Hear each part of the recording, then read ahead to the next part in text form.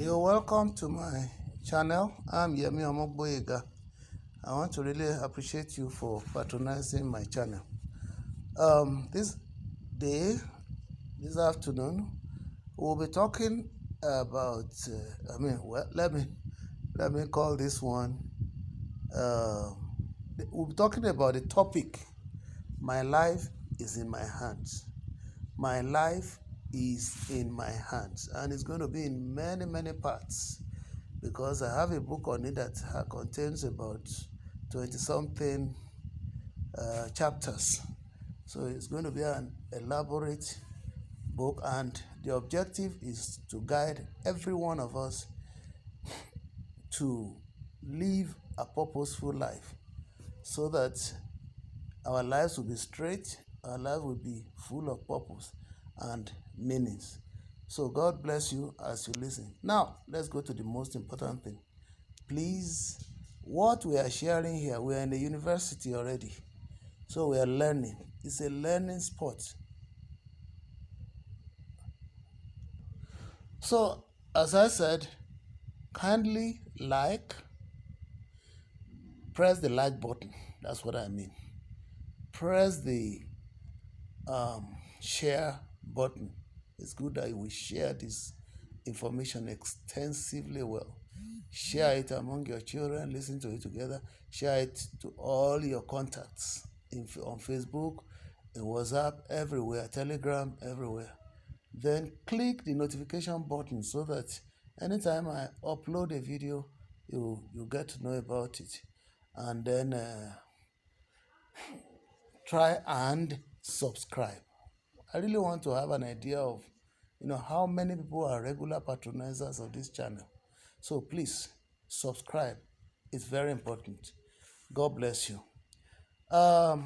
When I say my life is in my hands,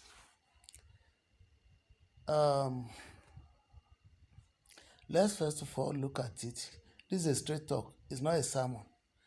So you may not expect too much of quotes from the Bible or from anywhere, but wherever I am certain, I will give you some quotations. But for now, it's just a straight talk about how to live a meaningful life. Now, let's start from many people come to this world and they go back empty. They came in empty, stayed empty, and left empty. There's nothing wrong coming in empty, but staying in empty is the most dangerous of them all. Going empty is normal, but if you must leave this world, you must leave a legacy. You must leave a mark in the sands of time. Do not just pass by as if nobody has. You have never been here. Thank God Almighty today.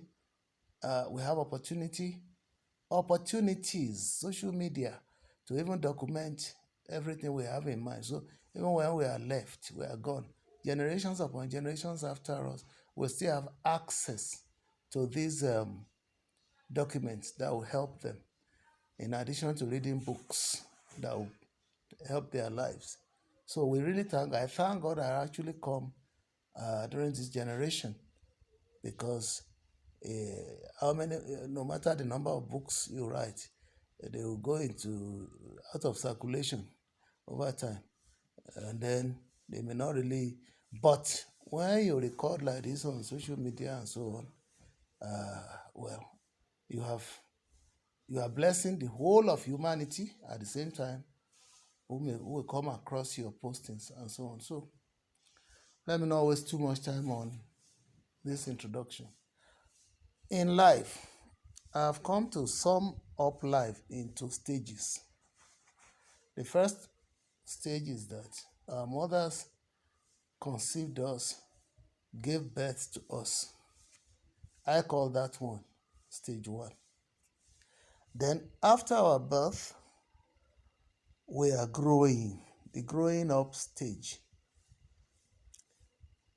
Then, during this growing up stage, education comes in, informal education.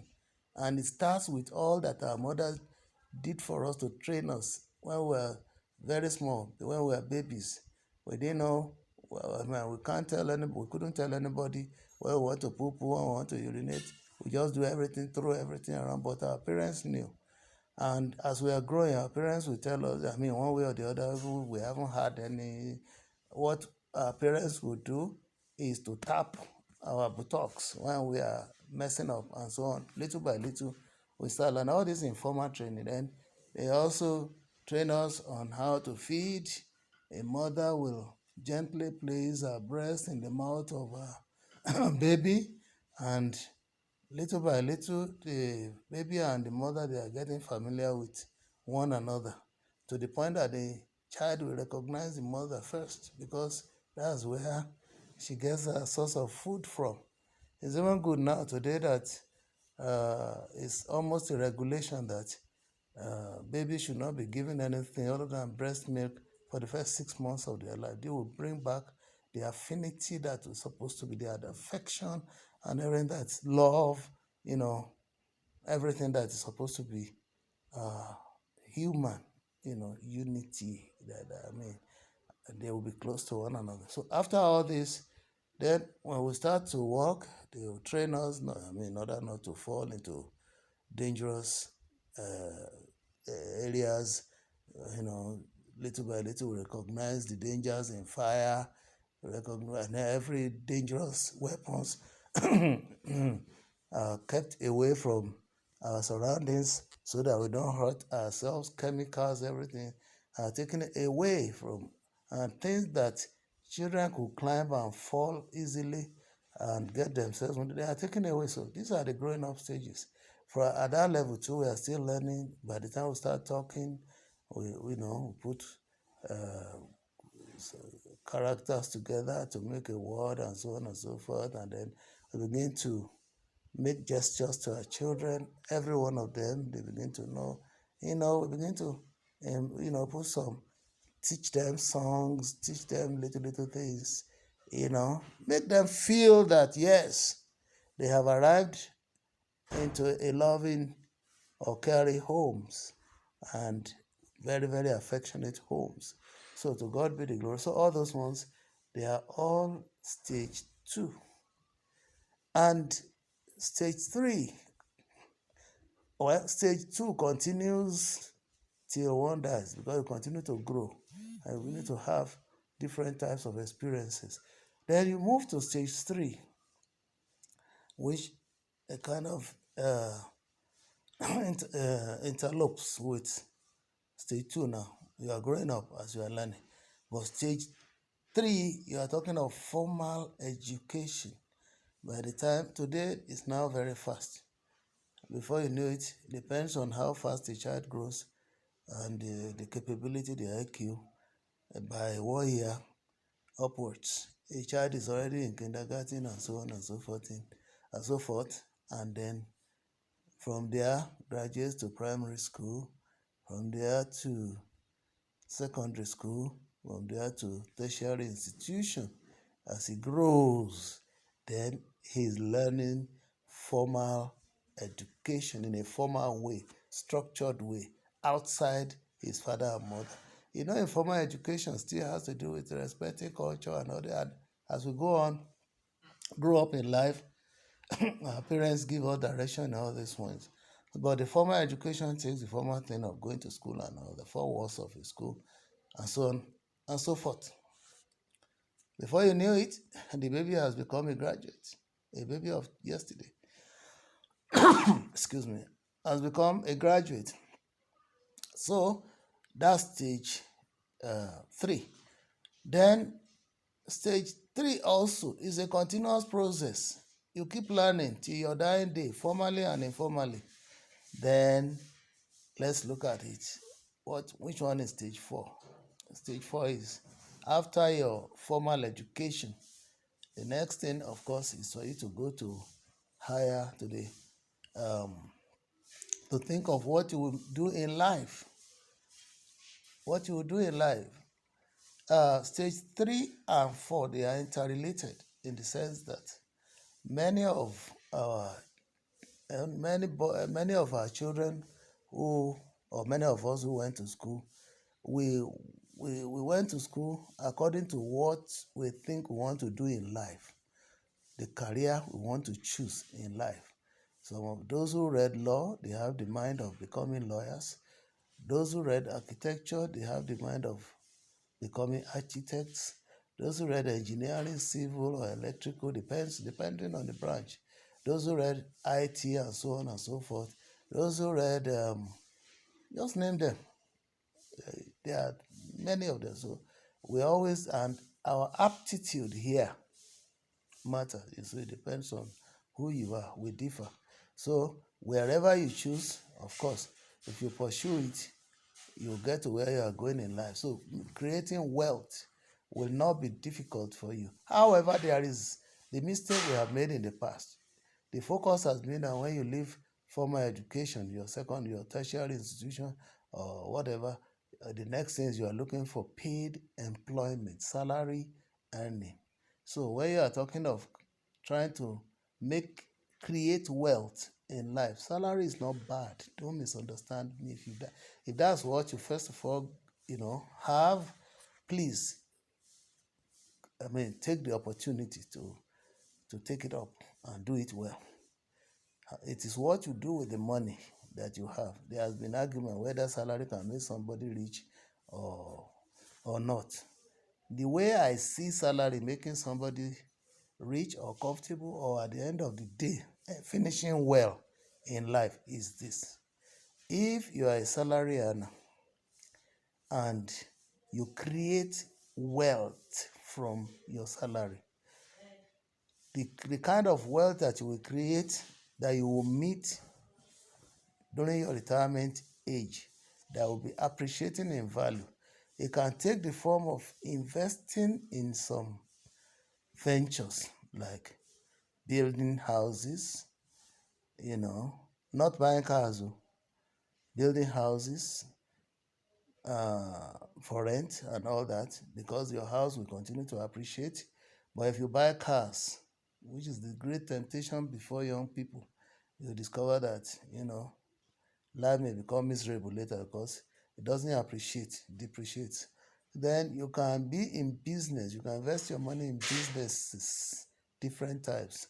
It could be share purchase. Thank God, today now it has been proven wrong that share purchase is not reliable. It used to be, but today things have changed. Everything is changing. And then you can invest in anything. You can tap into your talent. If you're a singer, you sing very well, then you can sing to your old age and so on and so forth. If you're a legal practitioner, you can practice till you die. So you may continue to generate. But again, the salary thing, like I said, if you are working, let your incomes be spent on things that will amount to savings, not wastes. Telephone, expensive telephones, there's no end to spending on them. Look, how much I spend on gigabytes on buying data now is no joke. But thank God it's for good, it's for investment into the life of the present and the generations to come. I have no regret with that. So you can be doing all that. So, but uh, again, on salary, when you're on salary, if you are the type that God has blessed in terms of giving the grace to be able to save, the normal proposal is let people have 6 months of their salaries untouched, so that when you spend to the point that your 6 months salary is in your savings, you still have some backing. But again, where do you keep the 6 months salary? Do you use it to buy shares? Do you use it to buy houses? Do you use it so? But of all of them, the only one that I see that is reliable is real estate. You can be buying land all over the place, but please get documentation because it has its own wahala. Even if you have your documentation, you may end up in court if you don't develop the place. Then if you want to be buying and selling, allow sometimes sell them quickly so that you can reinvest your money on another land in any area of your choice. So again, those ones, I know that those ones are the ones that, but investing in production from salary get as e be o. Me have tried several businesses. I discovered that there is no business, let me put it that way, that is profitable. It's God that is sustaining us.